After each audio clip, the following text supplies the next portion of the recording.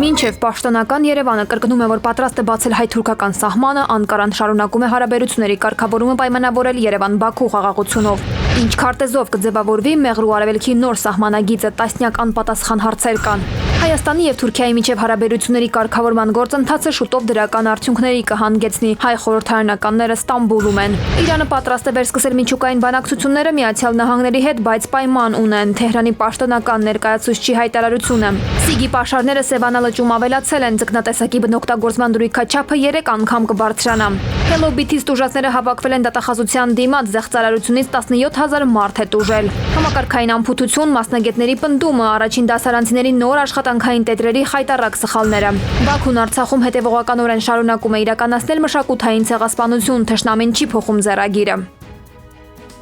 Եթերում ժամի գլխավոր թողարկումն է, տաղավարում Գայանե Անտինյանն է, բարև ձեզ։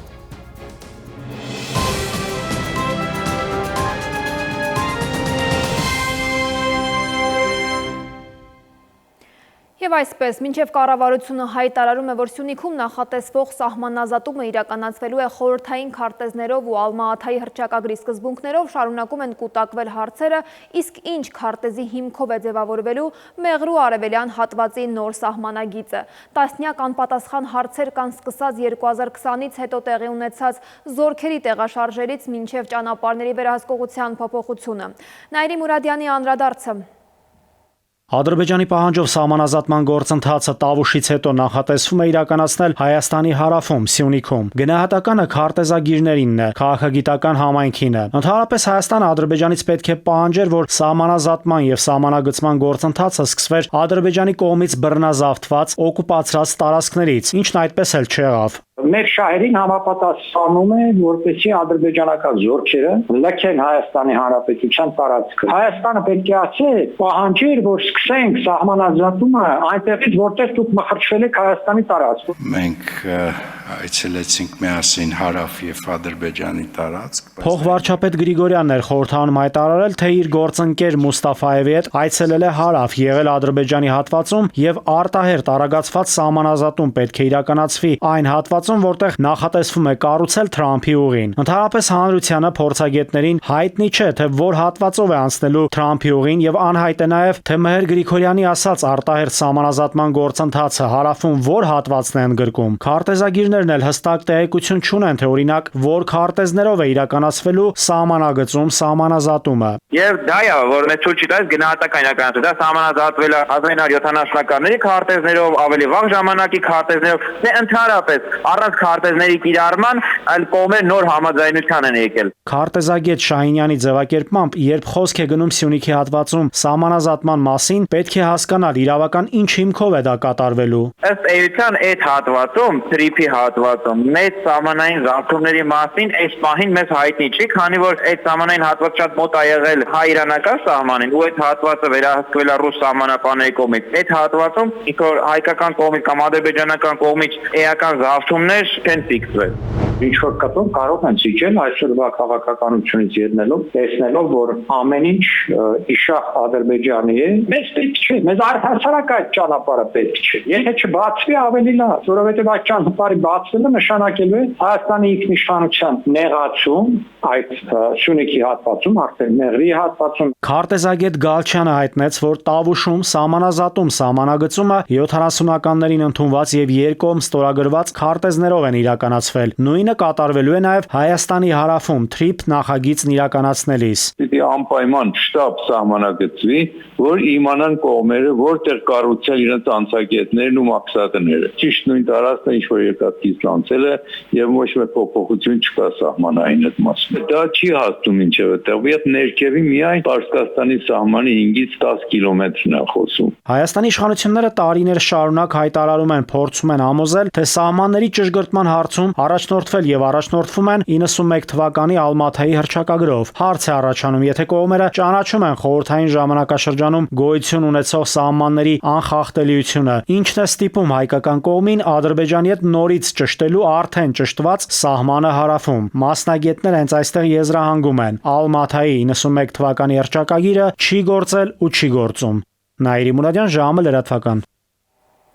Մինչև պաշտոնական Երևանը կրկնում է, որ պատրաստ է բացել հայ-թուրքական սահմանը, Անկարան շարունակում է հարաբերությունների կարգավորումը պայմանավորել Երևանի և Բաքվի խաղաղության գործընթացով։ Թուրքիայի արտգործնախարարը Մեջլիսում հայտարարում է սահմանի բացման հարցը միայն այն ժամանակ կլուծվի, երբ հայկական կողմը վերջնականապես լուծի բոլոր հարցերը Ադրբեջանի հետ մինչև սահմանադրական փոփոխությունների ու հաղորդակցական ուղիների մասին պահանջները։ Այս ֆոնին Երևանը հիշեցնում է երկու երկրների միջև բաց մնացած իրական խնդիրը հենց փակ սահմանն է, իսկ փորձագետներն արձանագրում են գործընթացի հաջորդ քայլը Անկարայինն է։ Էդուարդ Պողոսյանի ռեպորտաժը։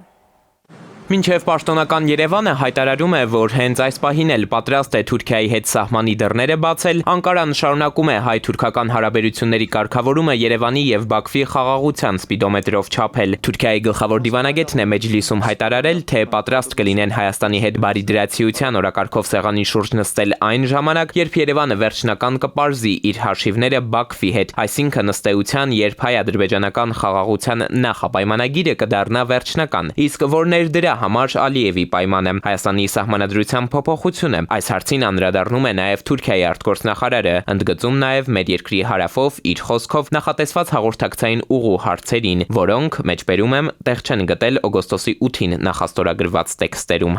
Այդ զգացողությունների հաղթահարմամբ եւ Ադրբեջանի հետ վերջնական համաձայնագրի կնքումից հետո Թուրքիան էլ կբացի իր սահմանային դռները Հայաստանի հետ։ Ընդ որում Ֆիդանն այստեղ խաղաղության դափնիներն իր վիզն է առնում, ասում է, թե տարածաշրջանում խաղաղություն հաստատելու հայկական կողմի այսչափ պատրաստակամությունն առաջնահերթ Թուրքիայի հետ է կապված։ Երևանը նկատել է հարաբերությունների կարգավորման հարցում Անկարայի կամքը, սակայն նույն Հայաստանի հետ եւ նույն հարաբերությունները կարգավորելու օրակարգն առաջ տանելու հարցում չեն դրսևորում ավելորդ շտապողականություն, եւ սա էլ փաստորեն իբրև նվեր են մատուցում մեզ։ Երկու երկրների միջև հարաբերությունների կարգավորումը, սահմանի բացումն ու տնտեսության ակտիվացումը իրենց համար կարևոր հարցեր են։ Մեր հարաբերությունները հենց այս պահին կարգավորելով Հայաստանի ձեռքից կխլենք Ադրբեջանի հետ խաղաղության պայմանագիր կնքելու համար անհրաժեշտ ամենակարևոր շարժառիթը։ Դրանով հնարավոր է տարածաշրջանում սառեցված պատերազմի առաջ կանգնենք, ինչը չենք ցանկանում։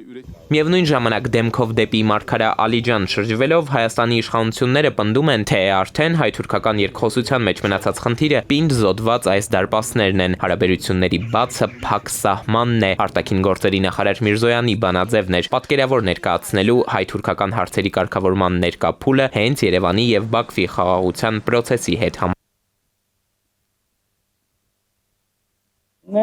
Եվ բացը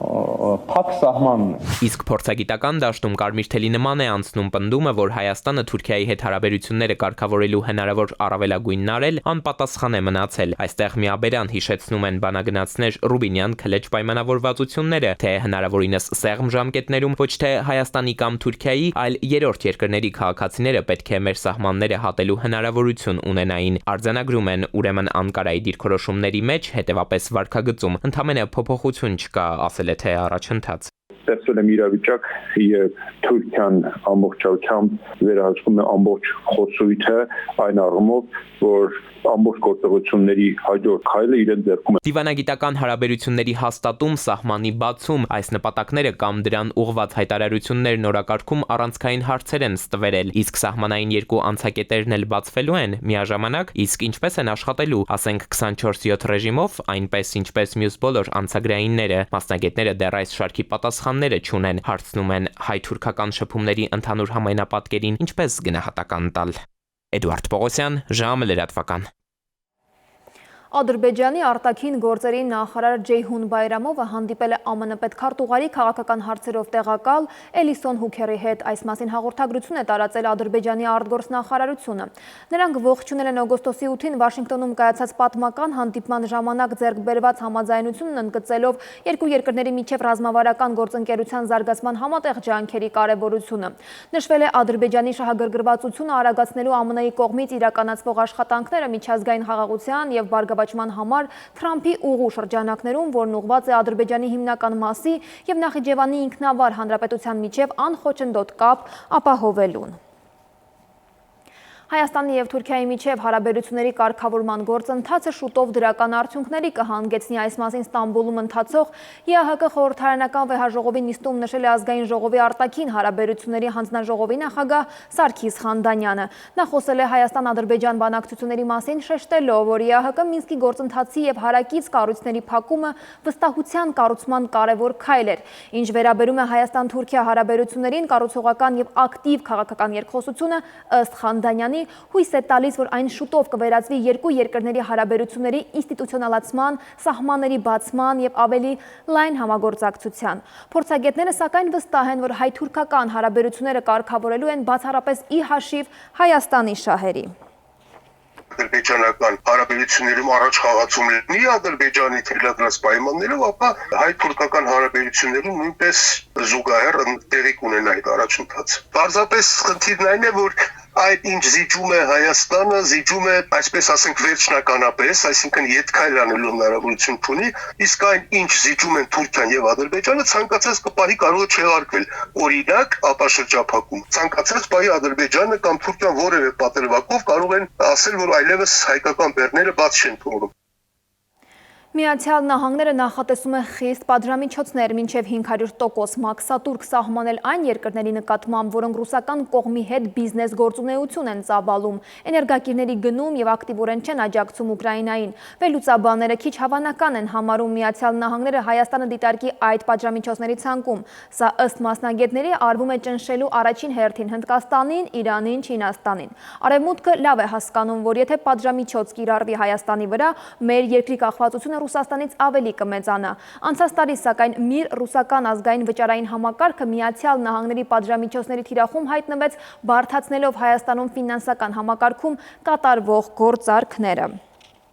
Բանկային համակարգը բնականաբար սահմանափակումները դες պահին էլ ունի, այսինքն ռուսական ռեզիդենտների հետ աշխատանքի մասով իսկ սահմանափակումներով աշխատում եւ նաեւ փոխանցումները արտարժութային սահմանափակումներով են։ Բանկերը աշխատում են սանկցիոն, ասենք, անձանց հետ կամ շրջանակների հետ գործարքներ չանեն, որտեղ այս դեպքում իրենց դրսի կոնտրագենտի հետ կապված իսկ հետ կարող են ունենալ։ Բանկերը այսօր օրինակ արտասահմանյան գործարքների մասով բավականին փոխանցումների մասով բավականին խստացումներ ունեն կամ դրանց տակագներն են նույնիսկ բարձրանում։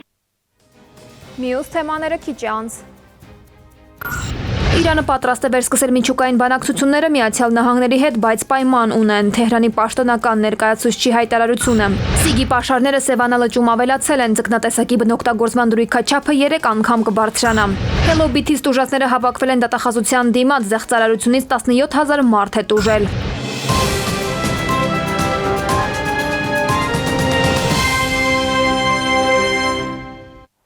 Շարունակենք թողարկումը։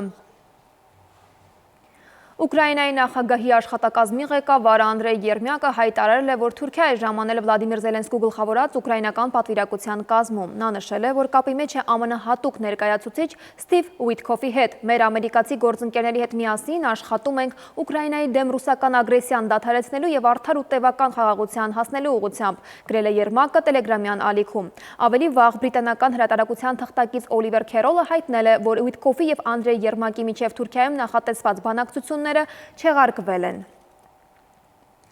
Իրանը պատրաստ է վերսկսել միջուկային բանակցությունները Միացյալ Նահանգների հետ, եթե դրանք ընթանան լիովին հարգալից, հայտարարել է Իրանի գերագույն առաջնորդի արտաքին քաղաքականության հարցերի խորհրդական Քամալ Խարազին CNN-ին տված հարցազրույցում։ Խարազին նշել է, որ Վաշինգտոնի հետ մերձեցման համար Իրանի պայմանները չեն փոխվել։ Ուրանի հարստացումը կշարունակվի, քանի որ երկրին վառելիք է անհրաժեշտ էլեկտրակայանների համար եւ բժշկական նպատակներով։ Թեհրանի բալիստիկ հրթիռների ծրագիրը, որը նրա խոսքով ընդլայնվում է, նույնպես կհանվի բանակցությունների սեղանից։ Միացյալ Նահանգների հետ մենք կքննարկենք միայն միջուկային հարցը, նշել է Խարազանին։ Հայաստանում վերջին ամիսներին նկատվող գյուղմթերքի շարունակական թանկացումները պայմանավորված են ինչպես անցած տարվա ոչ բարենպաստ գյուղատնտեսական սեզոնով, այնպես էլ ներմուծման եւ պահեստավորման աշխատանքների բացերով։ Գյուղատնտեսական ոլորտի մասնագետների գնահատմամբ խնդիրը միայն արտադրողականության նվազումը չէ, համակարգը դեռևս չունի արդյունավետ կառավարում։ Գյուղատնտեսագետների խոսքով հատկապես կարտոֆիլի գների կտրուկ բարձրացումը սոցիալական մեծ արձագանք առաջացրեց, քանի որ այն համարվում է երկրորդ հացը։ Տեղական գյուղմթերքի գները Հայաստանում աճել են, քանի որ գյուղատնտեսական առումով նախորդ տարին բարենպաստ չէր։ Վաճառողները նկատում են նախատոնական շրջանում միշտ է գնաճ լինում։ Ոչ սեզոնային մթերքը, լոլիկը, վարունգը, բուլղարական պղպեղը, կարտոֆիլը ամբողջությամբ գալիս են ջերմոցներից եւ արդեն թանկ ինքնարժեքով։ Հատկապես կարտոֆիլի գնի բարձրացումը բնակիչների մեծամասնության մոտ շոկ ու զայրույթ է առաջացրել։ Այն ըստ էության երկրորդ հաց են համարում։ Զարթնում ես 30-40 դրամ, ամեն ինչը թանկ է։ Հացը օր պակսում է, դառնում է 50 գրամ։ Մի հոգի մարդը մի հաց չի կարում ուտի։ Ընդերնամ եմ 200 կա, 250 կա, 300 կա։ Այդել բալաճա։ Բարունգը մի քիչ ամառեժան է, բայց հիմա թանկացել է, նայում ենք 500 դրամ։ 2025 թվականի առաջի 9 ամսում Հայաստանում գյուղմթերքի գները աճել են 4.9%-ով, իսկ Ռուսաստանում օրինակ գները նվազել են 12.4%-ով, Բելարուսում 9.9%-ով։ Այս մասին Եվրասիական տնտեսական հանձնաժողովն է հայտնել։ Գյուղմթերքի գների բարձրացումը հատկապես նկատելի է ջերմոցային արտադրանքի դեպքում։ Գյուղոլորտի փորձագետը նշում է, ձմռանը ջերմոցների սպասարկումը ունի բարձր կոմունալ արժեք, ջերմություն, ջուր, էլեկտրաէներգիա, իսկ դա անմիջապես արտացոլվում է վերջնական գնի վրա։ Բացի այդ, ըստ նրա գյուղոլորտը չունի շուկայի, շահույթի վերահսկողություն, չկա նաև հաշվարկ։ Չկա մասնագիտական մոտեցում, այսինքն ինչ ձևով է մշակվում, ինչ ինքնարժեք է վերջնարդյունքում ստանում, բացի դրանից պետական օժանդակության ծրագրերը, որոնք կարծես թե գրված են գյուղացու հոգսը նվազեցնելու համար, այնպիսի պայմաններով են առաջարկվում, որ հաճախակի պարզապես հասարակագյուղացին չի կարողանում այդ առաջարկներից ծրագրերից օգտվի։ Գյուղնախարարության բացակայությունը ըստ փորձագետի լուրջ խնդիր է։ Գյուղատնտեսությամբ զբաղվելու հետաքրքրությունը ամեն տարի նվազում է։ Գների շուկայական բարձրացումը դժվարություն է ստեղծում թե գնորդների, թե արտադրողների համար, իսկ գյուղատնտեսական տարվա հաջողությունը, ինչպես մասնագետներն են ձևակերպում, կարող է մեծապես որոշել առաջիկա ամսվա գնային իրադրությունը։ Քնարիկ Պետրոսյան, Վահրամ Ավոյան, ժամը լրատվական։ ՍԻԳ-ը Հայաստանի պարենային անվտանգության կարևորագույն բաղադրիչներից է, սակայն նրա տնտեսական արժեքը դեռ լիարժեք չի արտացոլվում բնօգտագործման ներկայիս վճարներում։ Մինչև խանութներում 200 գրամանոց պահածոն արժի 1200-ից 1500 դրամ, պետությանը մուտքագրվող վճարը մեկ միավոր ձկան համար կազմում է ընդամենը 65 դրամ։ Շրջակա միջավայրի նախարարությունն առաջարկել է փոփոխություններ, որոնք նպատակ ունեն արդարացի դարձնել կենսառեսուրսների օգտագործման վճարները եւ կանխել ռեսուրսի անհավասար աշխումը։ Պարենային անվտանգության տեսանկյունից Հայաստանի կարևորագույն ռեսուրսներից մեկը ՍԻԳ-ն է, բայց միևնույն ժամանակ այն հավանաբար ամենաչգնահատված ռեսուրսներից մեկն է։ Եթե օրինակ այս ձկան 200 գրամանոց պահածոն խանութում վաճառվում է 1200-ից 1500 դրամով, այդ արժեքի ընդամենը 65 դրամն է բնօգտագործման վճարը։ Այսինքն իրավաբանական անձը հենց այդքան է վճարում պետությանը ձկան դիմաց։ Շրջակա միջավայրի նախարարության նախաձեռնությամբ հարկային օրենսգրքում կատարվել են փոփոխություններ, որոնցով ավելի արդարացի վճարներ են սահմանվել կենսառեսուրսների օգտագործման համար։ 26 թվականի հունվարի 1-ից դրույքաչափը ՍԻԳ-ի համար սահմանվել է արդեն 200 դրամ։ ՍԻԳ-ի արդյունագործական որսի համար կիրառվող վճարման կարգը եւս փոխվել է։ Խնդիրն այն է, որ նախկինում որոշ իրավաբանական անձինք որսի բավականին մեծ քվոտայի համար էին դիմում, սակայն ամբողջությամբ չէին սպառում այդ քվոտան։ Հնարավոր է լինի դեպքեր, որ որևէ տնտեսվարող սուբյեկտ վերցնի մեծ քանակությամբ եւ պայմանագիր կնքի նախարարության հետ այդ չափականակով եւ փաստացի որսը քիչ իրականացնի, դրանով զրկելով իր գործընկերներին կամ այլ տնտեսվարող սուբյեկտներին տվյալ չափականակը քիչ օգտագործելու կամ ընդհանրապես չօգտագործելու համար։ Այս փոփոխության նպատակը ռեսուրսի, այս դեպքում ՍԻԳ-ի արդարացի բաշխումն է։ Այսինքն, եթե 1 տոննայի որսի թուղթ վերցնես, այդքան էլ վճարելու ես եւ չես կարող տարեվերջին հայտնել, որ 100 կիլոգրամ ես որսացել եւ վճարես 100 կիլոգրամի դիմաց։ Իսկ ինչպես է որոշվում ընդհանրապես, լճում կա բավականին պաշար նման որսի համար։ Ընթացակարգն այսպիսին է. յուրաքանչյուր տարի, երբ Գիտությունների ազգային ակադեմիան ներկայացնում է հաշվառման աշխատանքները, հետազոտությունների արդյունքները եւ արդյունագործական ՍԻԳ-ի չափականակները, նախարարությունը հայտերի ընդունման մասին հայտարարություն է անում։ Այդ ընթացքում դիմումատուները ներկայացնում են իրենց հայտերը եւ յուրաքանչյուր հայտատուին չափականակը հասնում է ըստ իր կողմից ներկայացված ձգնոցների քանակի։ Իդեպ, արդյունագործական ոսով չեն կարող զբաղվել անհատները, ֆիզիկական անձինք։ Դիմումատուն պետք է լինի կամ իրավաբանական անձ կամ անհատ ձեռնարկատեր։ Փոփոխություններից մեկն էլ այն է, որ վերջին 2-3 տարիներին մի քանի փուլով է իրականացվում քվոտաների բաշխումը։ Օրինակ 2025-ին 2-3 անգամ է հատկացվել ՍԻԳ-ի ոսի քվոտա։ Նոյեմբերի 20-ին ոսն ամբողջությամբ դադարեցվելու է, մինչև փետրվար, եւ համապատասխան մարմիններն անցնելու են ուժեղացված հսկողության։ Լճում առկա է շուրջ 1550 տոննա արդյունագործական չափի ձկնային պաշարներ, որից թույլատրվել է այս ժամանակահատվածում ոս իրականացնել շուրջ 620 տոննա։ Ոլորտի պատասխանատուները վստահ են, որ Սևանում ՍԻԳ-ի պաշարների մասով դրական տեղաշարժերը հենց ոսին առնչվող քաղաքականության փոփոխության արդյունքն են։ Մասնավորապես այժմ Գիտությունների ազգային ակադեմիան տարվա ընթացքում 2 անգամ է կատարում լճի ռեսուրսների հաշվառում, նախկին 1 անգամվա փոխարեն, ինչը հնարավորություն է տալիս ավելի օպերատիվ ֆիքսել ձկնապաշարների փոփոխությունը։ Արմեն Աթելյան, ժամը լրատվական։ Hello-Bit ֆինանսական ներդրումների հարթակից իրականում ֆինանսական բուրգից եւ նմանատիպ կիբերխարդախություններից տուժածները բողոքի ձայն են բարձրացրել գլխավոր դատախազության առջև։ Քաղաքասարակության տվյալներով հիմա մեր երկրում մոտ 17000 մարդ կա, որ զեղծարարության զոհ է դարձել, թեպետ ոստիկանությունում առկա ահազանգերը հատում են միայն մի քանի տասնյակի շեմը։ Դատախազության առջև հավաքված քաղաքացիներն իրավապահներից պահանջել են իրենց ճանաչել որպես տուժողներ, նախաձեռնել քրեական վարույթ այն պատասխանատու պաշտոնյաների դեմ, որոնց անգործության պատճառով երկրում այսօրինակ հանցագործությունների դեմն առնել այդպես էլ չի ստացվում։ Ցուցարարները հանցագործության մասին հաղորդումներ են ներկայացրել։ Զեղծարարության զոհ դարձած քաղաքացին, երբ որ դիմում է ոստիկանություն, ներքին գործերի նախարարություն, ստանում է անլուրջ վերաբերմունք, ինչը հարիր չի նման դեպքերում, տուժողին երբեք չի կարելի մեղադրանք ներկայացնել եւ համապատասխան մարմինների կողմից ստանում է հետեւյալ վերաբերմունքը։ Իսկ ուր է ձեր գլուխը, ում եք փոխանցել ձեր փողերը, ձեր փողերը ձեր կամքով փոխանցել եք ուրիշներին, հիմա եկել եք մեզանից եք պահանջում։ Սա ուրեմն հանցագործությունը կոծկելու միջոց է։ Կվերադառնանք քիչ անց։ Համակարգային անփութություն, մասնագետների պնդումը, առաջին դասարանցիների նոր աշխատանքային տետրերի խայտառակ սխալները։ Բաքուն Արցախում հետևողականորեն շարունակում է իրականացնել մշակութային ցեղասպանություն, թշնամին չի փոխում ձեռագիրը։ Մետեո աշխարհ ջերմաստիճանը կբարձրանա, ավելին հաջորդ հիվ։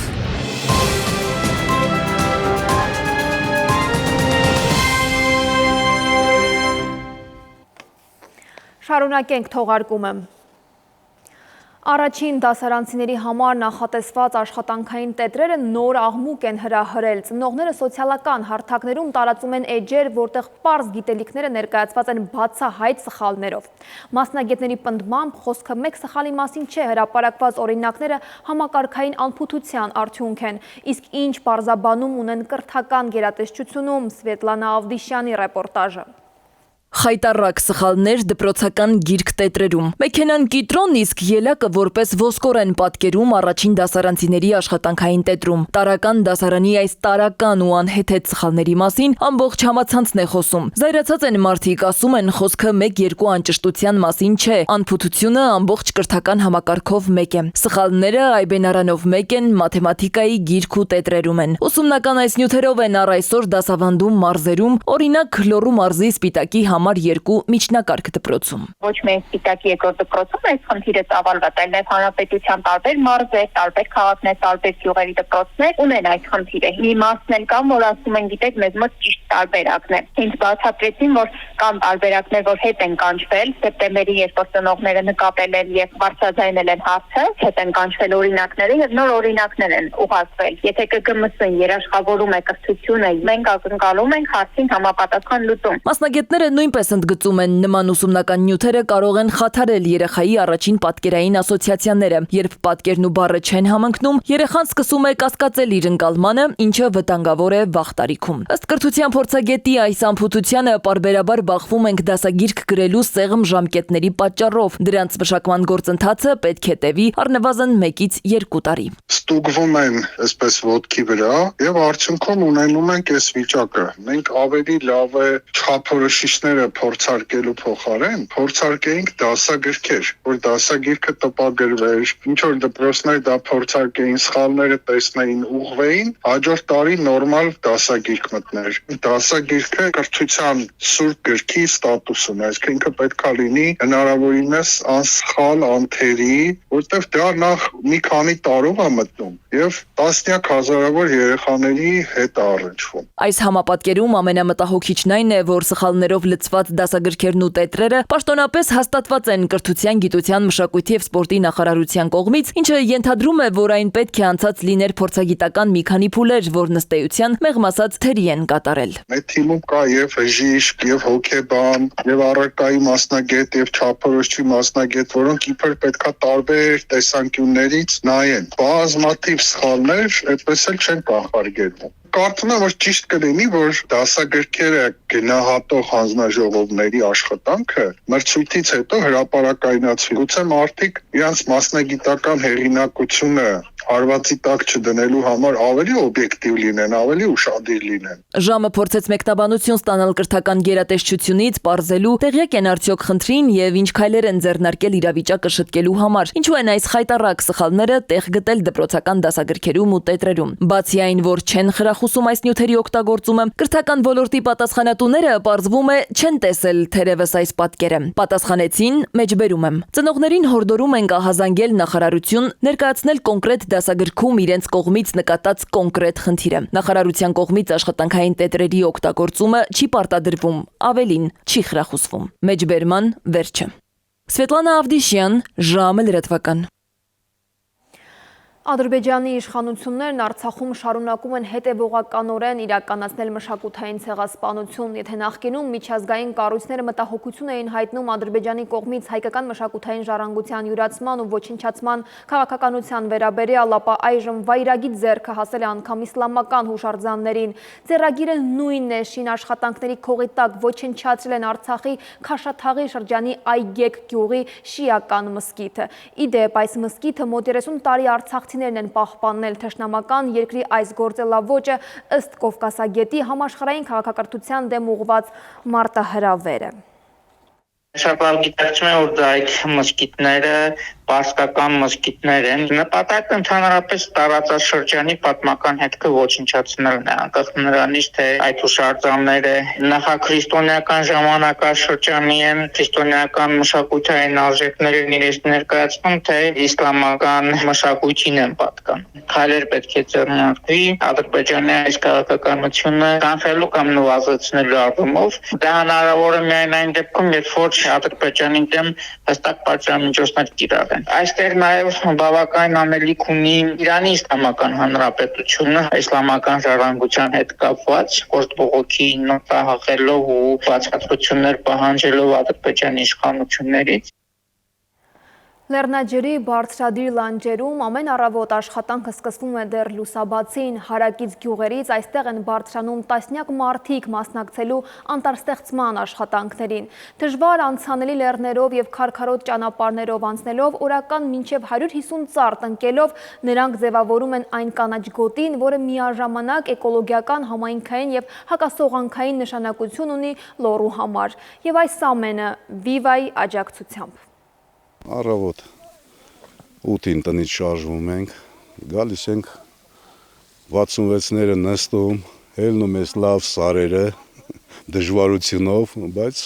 իրար հետ հանակով։ Ու այսպես ամեն օր Տաշիրի Պետրովկայից Դավիթ Սաֆարյանը պատմում է Լեռնաջրի բարձրադիր թեք լանջերի անտառստեղծման աշխատանքների մասին։ Հարևան բնակավայրերից շուրջ 150 մարդ այստեղ գործ ունի։ Օրվա ընթացքում նրանցից յուրաքանչյուրն էլ ճիշտ նույնչափ 150 ծառ կարող է տնկել։ Եթե օրվա մեջ սաղ փափուկ տարածք ընկնենք, հաստատ կանցնենք, բայց օրվա մեջ կարա դաշտի մի մասը, մի լանջը պինդելի, մի լանջը փափուկ լինի։ Այս մասին տեղում պրակտիկ Քրիստինեն կպատմի, ցույց կտա։ Ձեռքով փոսը բացում ենք, հողը արմատը պետք է ուղիղ լինի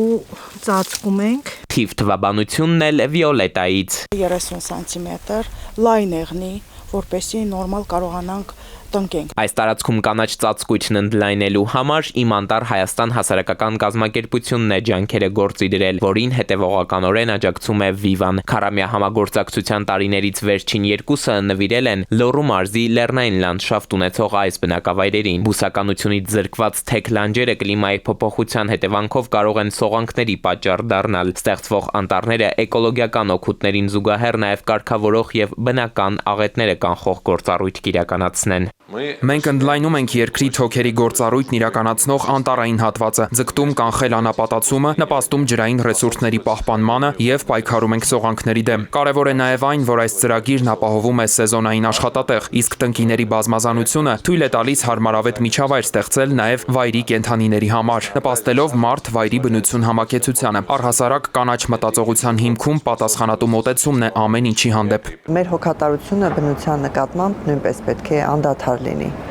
Vivan այն կազմակերպություններից է, ով իր մշտական հետևողական վերաբերմունքով ցույց է տալիս, որ հասկանում է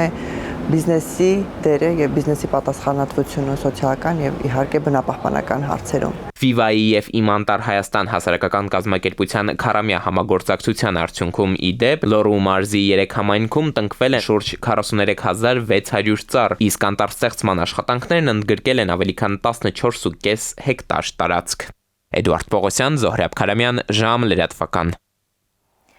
Անցած մեկ օրում գրանցվել է 25 ավտովթար, 3 մարդ զոհվել է, 31-ը ստացել է տարբեր աստիճանի մարմնական վնասվածքներ, բացահայտվել է 148 հանցագործություն, որոնցից 3-ը նախկինում կատարված։ Օրվա կարևոր թեմաները մեկտեղել է Քնարիկ Պետրոսյանը։ Վաղարշաբաթ խոշորացված համայնքի ավականու ընտրությունների քվեարկության արդյունքների վերահաշվարկը ավարտվել է։ Վերահաշվարկի արդյունքում կուսակցությունների ստացած ձայներում փոփոխություններ չեն եղել։ Ընտրատեղամասերում վերահաշվարկն ավարտվել է լուսաբացին, նշենք, որ Հանրապետություն կուսակցությունը, որը չէր հաղթահարել 4% անցողիկ շեմը, դիմել էր կենտրոնական ընտրական հանձնաժողով 6 տեղամասային ընտրական հանձնաժողովների քվեարկության արդյունքների վերահաշվարկի պահանջով։ Չեխիայի Հանրապետության Օստրավա քաղաքում գտնվող ֆրանսիական In-Group ընկերության արտադրամասում հաստատվել է նույնականացման քարտի արտաքին տեսքն ու անվտանգային բաղադրիչները։ Այստեղ ներքին գործերի նախարար Արփինե Սարգսյանը քննարկել է նաև անձնագրի տվյալների էջի կառուցվածքային եւ դիզայնին վերաբերող մի շարք տեխնիկական հարցեր։ Ներքին գործերի նախարարությունից հայտնում են, որ մասնավոր գործընկերոջ հետ նախատեսում են կենսաչափական փաստաթղթերի արտադրությունը սկսել 2026 թվականի երկրորդ կիսամյակում։ Վեդու համայնքապետարանի ավականին միաձայն կողմ է քվեարկել Կարմիր Սարի կրաքարային մերգելների օգտակար հանածոյի արդյունահանման նախագծին։ Կարմիր Սարը գտնվում է Արարատյան դաշտի գյուղատնտեսական գոտում։ Այն նաև կենսաբազմազանության եզակի գանձարան է, հանդիսանում է կարմիր գրքային 14 տեսակի բույսերի աճելավայր եւ 16 տեսակի կենդանիների ապրելավայր։ Քվեարկությունից հետո բնապահպան ակտիվիստները վանկարկել են ամոթ։ Ազդակիր համայնքի բնակիչ բնապահպան ակտիվիստների խոսքով մոտ 300 հեկտար բաց հանք է լինելու Սարի վրա հարակից տարածքները, որտեղ գյուղատնտեսական հողեր են, ըստ ակտիվիստների կախտոտվեն։ Կառավարությունը գումար է հատկացրել անվանի դերասան Հայաստանի Հանրապետության ժողովրդական արտիստ Գուժ Մանուկյանի մահարձանի պատրաստման, տեղադրման ու գերեզմանի բարեկարգման համար։ Բյուջեի միջոցներից կրթության, գիտության, մշակույթի, սպորտի նախարարությունը այդ նպատակով 2.277.410 դրամ է հատկացրել։ Վարչապետի որոշմամբ գումարը փոխանցվում է կրթության, գիտության, մշակույթի եւ սպորտի նախարարությանը, որը հետագայում այն կուղղորդի դերասանի դստերը Լիլիթ Մանուկյանին։ Հիշեցնենք, Գուժ Մանուկյանը մահացավ այս տարվա հունիսի 24-ին, նա 88 տարեկան էր։ Ֆիլմերը Հայաստանի բոլոր կինոթատրոններում մեծ էկրանին կցուցադրվեն հայերեն ենթագրերով, ապահովելով ավելի լայն լսարանի ներգրավվածությունը եւ հասանելիությունը։ Այս մասին հայտնել է Կրթության, գիտության, մշակույթի, սպորտի նախարարությունը։ Այս կարգավորումը վերաբերում է ոչ միայն կինոթատրոնային ցուցադրություններին, այլև հեռուստատեսային, առցանց եւ նյութական կրիչներով տարածվող ֆիլմերին։ Քնարիկ Պետրոսյան, ժամը լրատվական։ Իսկ այժմ եղանակի տեսությունը կներկայացնի Լիլի Հովերը։